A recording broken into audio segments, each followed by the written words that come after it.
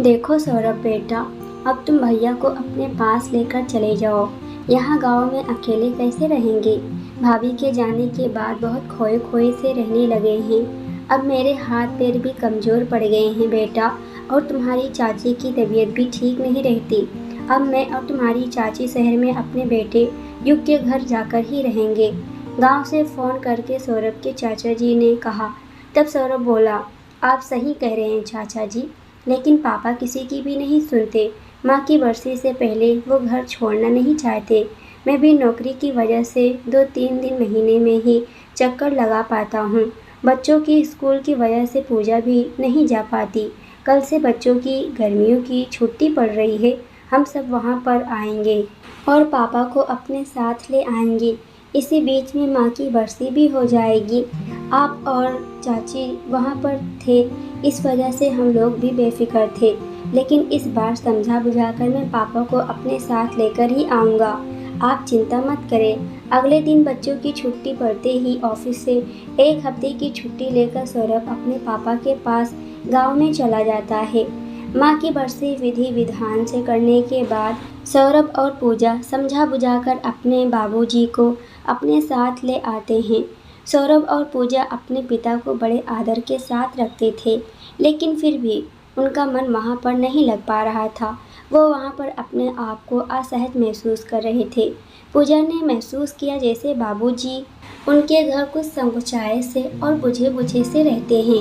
उन्हें लगा शायद माँ की कमी होने की वजह से वो इस तरह रह रहे हैं। लेकिन एक दिन पूजा ने उन्हें चाचा जी से बात करते हुए सुना तो उसके पैरों तले जमीन खिसक गई। वो बोल रहे थे कि अब बाकी की उम्र बच्चों के सहारे ही कटनी है। मैं नहीं चाहता मेरी वजह से इन्हें कोई परेशानी हो, इसलिए मैं इनसे किसी चीज़ की मांग नहीं करता। जो दे देते हैं वही खा लेता हूँ।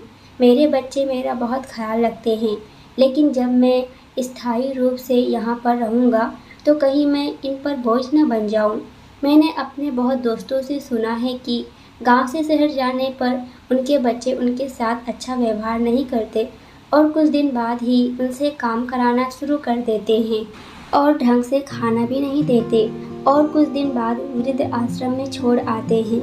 मेरी तो पेंशन भी नहीं आती है। मैं तो पूरी तरह से लाचार हूँ। इस उम्र का नहीं पता कि कितनी लंबी है।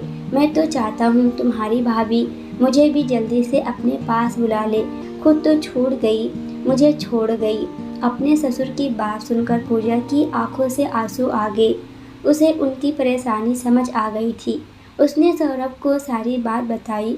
सौरभ भी अपने पिता की बातें सुनकर रोने लगा और पूजा से बोला, हमें पापा के मन से ये डर निकालना पड़ेगा, जिससे पापा को हमारे साथ रहने में कोई परेशानी ना हो। बच्चे और बूढ़े एक जैसे ही होते हैं। उन्हें धीरे धीरे प्यार से ही समझाना पड़ेगा कि सब बच्चे एक जैसे नहीं होते हैं। पूजा सौरभ के साथ बाबूजी के कमरे में जाती है तो वो उठकर बैठ जाते हैं। सौरभ अपने पापा का हाथ अपने हाथों में लेकर कहता है, पापा आप हमारे लिए कभी बोझ नहीं हो सकते। क्या आपको अपनी परवरिश पर विश्वास नहीं है? मैंने बचपन से आपको और माँ को दादी बाबा की सेवा करते हुए देखा है, जिनके बदले में आप उनसे ढेर सारे आशीष पाते थे। मेरे अंदर आपके दिए हुए संस्कार है। आपने कैसे सोच लिया आप अपने बेटे के घर रह रहे हैं? ये घर पहले आपका है, फिर मेरा। हम आपके साथ रहना चाहते हैं। एक दिन तो इस उम्र में सभी को आना है और जो जैसा व्यवहार अपने माँ बाप के साथ करेगा उसे वैसा ही अपने बच्चों से मिलेगा। आपके कमरे की अलमारी में ही आपका वो डब्बा रखा है जिसमें आपके पैसे रहते थे। हम गांव से लेकर आए हैं। भगवान की कृपा और आपकी आशीर्वाद से मेरे पास इतना पैसा है कि मैं अपने पापा का डब्बा कभी खाली नहीं होने दूंगा। आपका जैसा मन हो अपने पैसे खर्च कीजिए। सौरभ के पिताजी अपने बेटे के गले लगकर फूट फूट कर रोने लगते हैं। उनकी बहू भी नम आंखों से यही सोच रही थी कि अच्छा हुआ पापा के मन की बात हमने जान ली।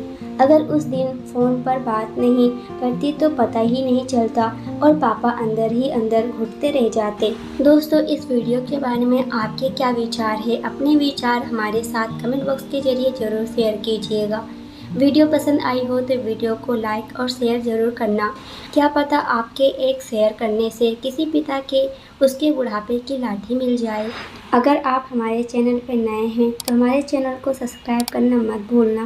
पूरी वीडियो देखने के लिए आप सभी का बहुत बहुत धन्यवाद।